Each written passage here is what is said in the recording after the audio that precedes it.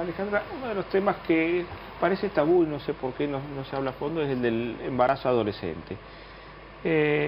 Con todas las implicancias que trae que una chica de 14, 15, 16, 20 años quede embarazada sin buscarlo, pero cambia después toda la vida.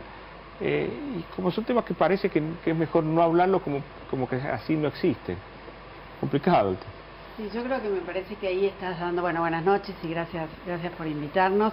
Creo que el destino nos unió porque lo que él habla tiene que ver con lo que nosotros estamos defendiendo, que son, como decía Cecilia, los derechos de las mujeres, y el abuso sexual es uno de ellos, y bueno, no es solamente a través de Internet, pero es uno de los medios, y que claro, que los atrapa, o sea que estamos preocupados, la sociedad está preocupada por estos temas, está preocupada por el abuso, está preocupada por las violencias, está preocupada por el embarazo no intencional en la adolescencia, que es un tema que afecta a las niñas, como vos bien dijiste, desde los 10 años, hay niñas embarazadas ya desde los 10 años. 9 años.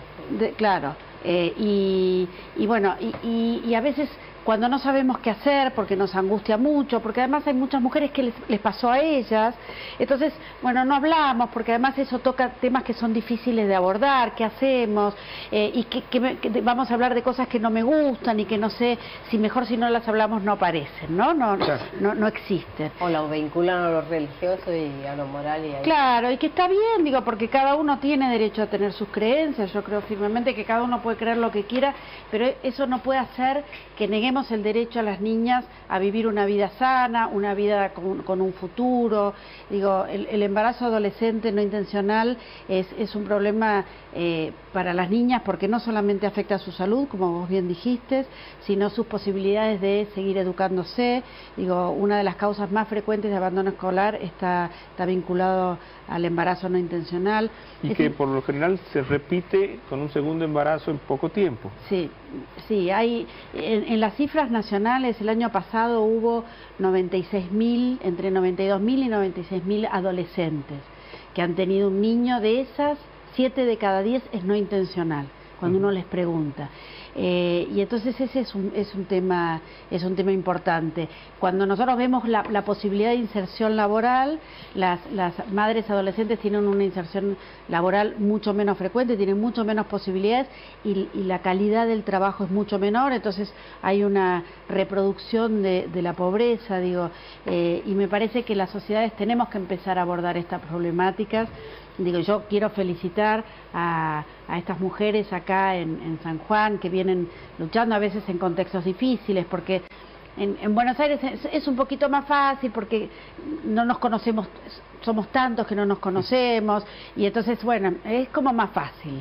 En cambio, en las provincias es más difícil, nos conocemos todos y al final rápidamente te señalan, rápidamente el otro es más fuerte. Es más fuerte, rápidamente te estigmatizan, entonces hay que ser muy valiente. Digo, yo las felicito enormemente y me siento muy orgullosa porque... Cuando se habla de embarazo no intencional habría que dividirlo en dos. Uno, el que está relacionado con un delito. Con lo cual es un tema que la justicia tiene que intervenir porque, es decir, no puede quedar impune.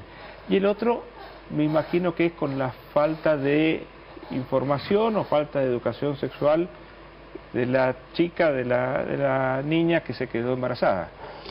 Sí, es multicausal, digo, hay muchas causas que llevan. Una es la falta de acceso a la información. Lo que se ve es que en los lugares donde hay educación sexual integral, la tasa de embarazo va disminuyendo, la probabilidad de concurrir y lo que nosotros llamamos de la autonomía progresiva, que puedan decir quiero o no quiero, que puedan decidir, que puedan decir no quiero tener relaciones con vos.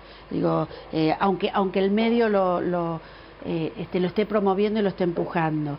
Y hay una cosa que es muy importante y se vincula a lo que vos hablabas hace un rato. Claro, las redes de trata, las redes de... Digo, como no hay educación sexual integral, ¿qué hacen los jóvenes y los adolescentes? Aún en los contextos más vulnerables buscan por Internet y no es la mejor información.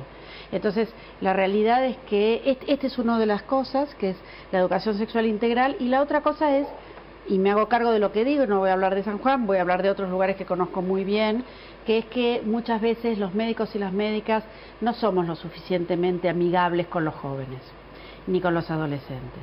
Entonces no los queremos atender, nos da pereza, los tratamos mal o nos agarra la cuestión de darle clase con el dedito.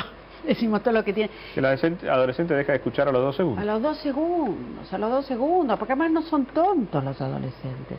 En cambio, si uno se pone, es respetuoso, entonces, además de la educación sexual integral, los trabajadores de la salud y las trabajadoras de la salud también tenemos que cambiar nuestra actitud.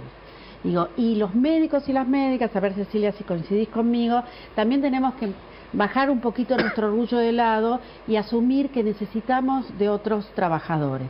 Los agentes sanitarios son muy importantes, las obstétricas son muy importantes, y entonces, bueno, digo, abrir el juego y trabajar en equipo, eso son cosas que hemos aprendido también mucho de los médicos de familia, hace que los centros de salud sean más amigables. ¿Qué es lo que es el proyecto Surcos? Surcos es una organización que yo fundé hace 20 años que trabaja en salud en contextos de pobreza. Hemos trabajado en más de 70 localidades de 8 provincias del país, sobre todo NEA, Santiago del Estero, Chaco, Corrientes, Misiones, en Ciudad de Buenos Aires, en Provincia de Buenos Aires, en Escobar, en La Matanza, en Neuquén, en Santa Cruz. Hemos trabajado en muchos lugares desde esta perspectiva de que la salud no es un predominio médico, es una construcción entre todos y que está vinculada a cómo vivimos, a cómo nos relacionamos, a esto que vos hablabas recién, las redes, al acceso a la información, al rol de las mujeres y los niños, a la participación. Y bueno, y trabajamos en esto, en la construcción colectiva de condiciones mejores de salud. ¿Y cuál es la realidad? Porque imagino que todo lo que es la zona del norte del país debe ser donde más tienen que trabajar en algunas cosas. Sí, la realidad es que ya desde hace muchos años los sistemas de salud, digo, las condiciones materiales de vida de las poblaciones se están empeorando. Nosotros hemos trabajado también mucho con comunidades aborígenes, entonces viven de verdad en condiciones de mucha exclusión y los sistemas de salud están cada vez más deficitarios.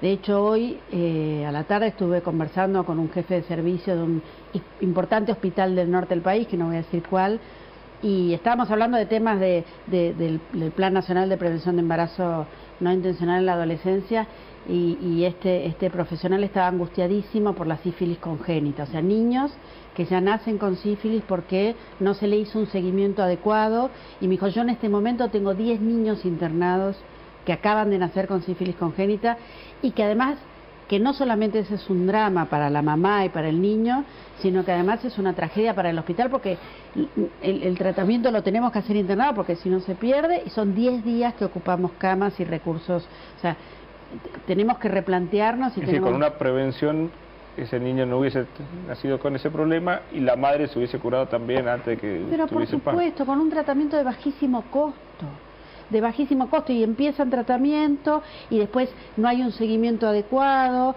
y al no haber un seguimiento adecuado, además, una de las cosas que está empezando a ser un problema en el mundo es que se da tratamientos por la mitad y entonces los gérmenes se hacen más resistentes. Se empiezan a ser resistentes y estamos en un gravísimo problema. Alejandra, ¿naciste en San Juan? Nací en San Juan, sí. Pero te fuiste muy chica. Me fui a los 5 años, sí, pero tengo recuerdos. Yo venía en el avión conversando con una colega y le decía, yo tengo millones de recuerdos y además me quedaron como cosas. Yo vivo en una calle de barro y voy y siempre camino por el barro cuando está seco, que cruje, porque me recuerdo de mi infancia de barrial que iba por el barro crujiendo. O bueno, nada, sí tengo muy lindos recuerdos de San Juan. Y, digamos, en Buenos Aires hiciste toda una carrera en el tema de salud. Sí, yo, bueno, soy médica, soy especialista en ginecología. De entrada empecé a trabajar en alta complejidad, estuve en Francia haciendo fertilización asistida y después, bueno, me capturó la salud pública con Surcos y empecé a estudiar y bueno. ¿Por qué en Argentina, qué es para valorar que sea una salud pública? Porque no lo vemos en otros países que están alrededor. Bueno, claro. Pero ¿por qué tanto miedo a la prevención? ¿Por qué tanta poca piola a la prevención? Y se sigue formando incluso a los médicos para que actúen para curar y no para prevenir. Bueno, creo que ese es uno de las cuestiones más claves. Me parece que hay varias cuestiones. Una que a mí me parece como la más importante es que la salud no está en la agenda. No está ni en la agenda pública ni en la agenda política.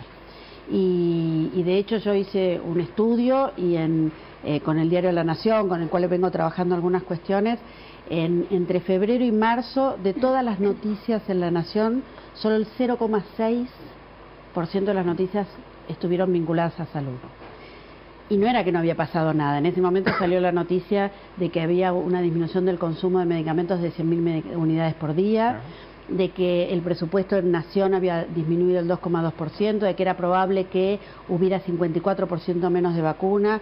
Hubo los casos de abuso sexual en Tucumán y en Misiones. Hubo el primer caso, la primera muerte por dengue, y se estaba cerrando la epidemia de antivirus. O sea, hubo casos muy relevantes, había mucho para hablar de salud, pero no está en la agenda, y la inversión en salud es cada vez menor. Entonces me parece que esa es una cosa, y la otra clave que dijiste vos es que a los médicos nos forman para tratar y no para prevenir, y miramos con bastante desprecio a la actividad comunitaria, que es clave, y la atención primaria, que es en los centros de atención primaria, en los cuales se resolvería el 80% de los problemas de salud. Y muchas veces el contacto del médico con el paciente ya cura el 50% del problema que trae el paciente. Sí. Es decir, el darse el tiempo, tomar la mano, escucharlo, saber que lo están escuchando, la ansiedad que trae el paciente capaz que ya le soluciona bastante los problemas. Totalmente, totalmente, y te permite hacer diagnósticos más agudos. Sí. El problema es cuando le dicen, bueno, tiene que atender 20 pacientes en 4 horas, y si no rinde la mañana porque el cupón es bastante bajo. Sí, sí, digo, hay como bastantes problemas, y la realidad es que no quiero cargar las tintas sobre los trabajadores de salud, porque pasa esto, están desmotivados, digo, y además a nosotros nos forman para ver una angina, para ver un dolor de pecho, para ver, y de repente nos viene una persona. Claro. Nos viene una persona, y no es solamente una persona, nos viene una persona en un contexto, con una cultura, y ya no sabemos más qué hacer. Entonces, como no sabemos qué hacer, nos enojamos y le echamos la culpa al paciente. Mamita, ¿por qué no lo trajiste al nene antes? Yo creo que nos decían que a veces la falta de proyecto de vida de los chicos, de los adolescentes, y no tanto sino menores, que lleva también a que tengan relaciones y que no le importe, o sea, si se quedan embarazadas, si se van a enfermar, y que aparte de ese proyecto de vida, a veces dicen, bueno, pero lo único que voy a tener es esto, que es mi hijo, y nada más, pero sin un proyecto de vida. Sí, a ver, hay algunos casos que sí. Digo, y no son los embarazos no intencionales, son los embarazos intencionales, es el otro 30%. Su proyecto de vida es ese niño. Digo, pero la mayoría tiene que ver con una mirada nuestra de los adultos, que no es, porque está bien y todos fuimos adolescentes, no nos iba a pasar nada, en la adolescencia no nos pasaba nada. Claro, pero también tiene que ver con otras cuestiones, con estas cuestiones de falta de acceso. Digo, cuando vos te sentás con los jóvenes y les preguntás, ellos te dicen, y bueno, porque yo voy al centro de salud, ¿viste? Y me tratan así. El otro día estaba mostrando un video que decía, me tratan así, me hacen preguntas que yo, y me dicen, y desvestite que te voy a revisar, y yo tengo mi... Y digo, no volvés, claro. La verdad que no volvés. Sí, perfecto. Pero lamentablemente se pasó rapidísimo el tiempo, un gusto tenerla en la provincia.